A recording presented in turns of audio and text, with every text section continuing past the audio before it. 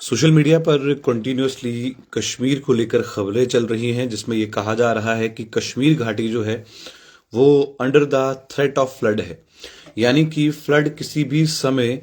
कुछ कुछ इलाकों में कश्मीर घाटी के आ सकता है। इस पर हमने एक तफसीर डिटेल्ड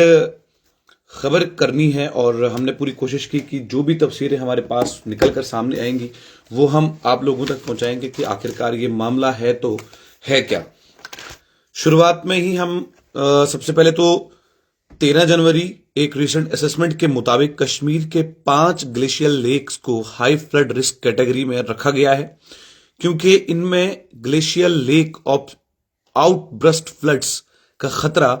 काफी ज्यादा है। ये लेक्स हिमालय के हायर एल्टीट्यूड एरिया में मौजूद है जहां क्लाइमेट चेंज की वजह से टेम्परेचर बढ़ रहा है और ग्लेशियर तेजी से मेल्ट हो रहा है। ऑफिशियल ने वार्निंग दी है कि अगर इन लेक में से किसी एक को भी अचानक ब्रीच होता है तो हैवी फ्लैश फ्लड्स आ सकते हैं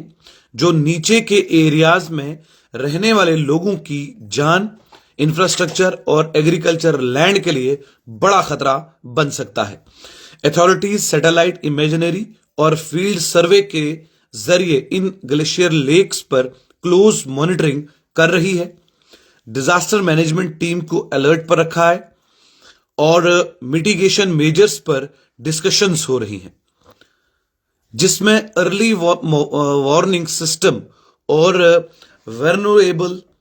जोन्स में रहने वाली कम्युनिटीज की प्रिपेयर्डनेस शामिल है। एक्सपर्ट्स का कहना है कि इस थ्रेट को कम करने के लिए urgent climate action, strong monitoring system और पब्लिक अवेयरनेस बहुत जरूरी है ताकि कश्मीर के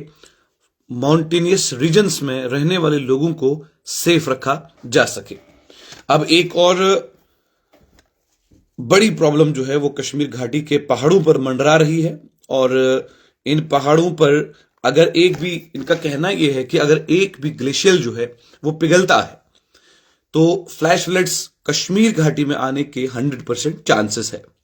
ऑफिशियल्स के मुताबिक अगर इनमें से किसी एक भी ग्लेशियर लेक का अचानक ब्रीच होता है तो मैसिव फ्लैश फ्लड्स जो है वो हिट करेंगे आबादी, bridge roads, power projects, residential infrastructure और एग्रीकल्चर लैंड को भारी नुकसान पहुंच सकता है। इन्होंने इसको भी कहा है, अथॉरिटीज ने बताया है कि satellite imaginary, remote sensing techniques और ऑन ग्राउंड फील्ड सर्वे के जरिए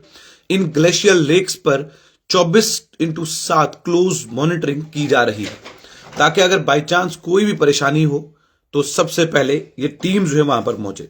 क्लाइमेट एक्सपर्ट्स का कहना है कि इस तरह का नेचुरल थ्रेट को कम करने के लिए अर्जेंट क्लाइमेट एक्शन का होना जरूरी है। अगर हम डिटेल में जाएं और इस डिटेल में यह पता करें कि आखिरकार वो रीजन है तो है क्या,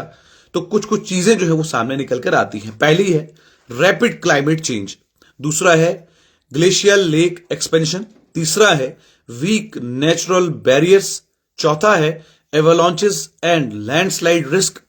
पांचवा है अनप्रिडिक्टेबल वेदर इवेंट्स और छठा है डाउनस्ट्रीम पॉपुलेशन एंड इंफ्रास्ट्रक्चर। और इसमें लोगों का सबसे ज्यादा योगदान है क्योंकि हमने अमूमन पेड़ काटे हैं तो अपनी जड़ों को वहां पर, अपने घरों को वहां पर रखा है। रिमोट माउंटेन विलेज के रेसिडेंट जो डायरेक्टली रिवर्स और नालाज के किनारे बसते हैं उन्हें खतरा है। फार्म्स और शेफर्ड कम्युनिटीज जिनकी जमीन और लाइव स्टॉक फ्लड से तबाह हो सकती हैं। डेली वेजर वर्कर्स और लोकल लेबर्स जिनका लिवलीहुड रास्ते, ब्रिजेस और पावर प्रोजेक्ट्स में डिपेंड करता है। वुमेन, चिल्ड्रन और एल्डर जो डिजास्टर के टाइम सबसे ज्यादा वेलरेबल होते हैं क्योंकि आप अपनी जान तो बचाते ही हैं लेकिन आपको अपने माँ बाप की भी जान बचानी है, आपको उस घर में बच्चे की भी जान बचानी है और खुदा ना करे कहीं ऐसा मामला हो जाए कि कोई ग्लेशियर पिघल जाए या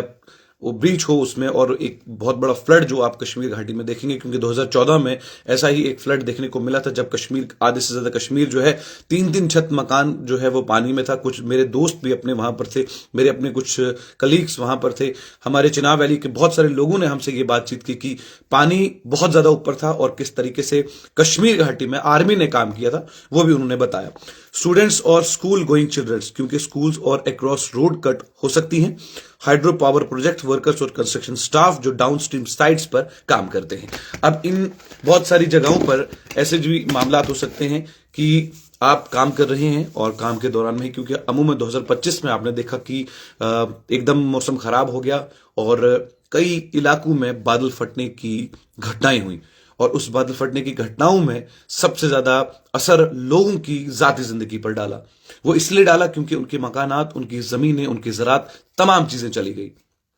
जिसकी आज भी मीटिंग्स हमारे जम्मू कश्मीर की सरकार लेती है कि देंगे या नहीं देंगे, वो तो बात की बात है। लेकिन ये तमाम चीजें जो है वो हो रही हैं। अब देखना यह है कि आने वाले समय में क्या कुछ निकल कर आता है, और आप भी सतर्क रहें, अपनी नजरें चारों तरफ रखें और देखते रहिए चैनल 1 आकिब आफ्ताब के साथ जम्मू से।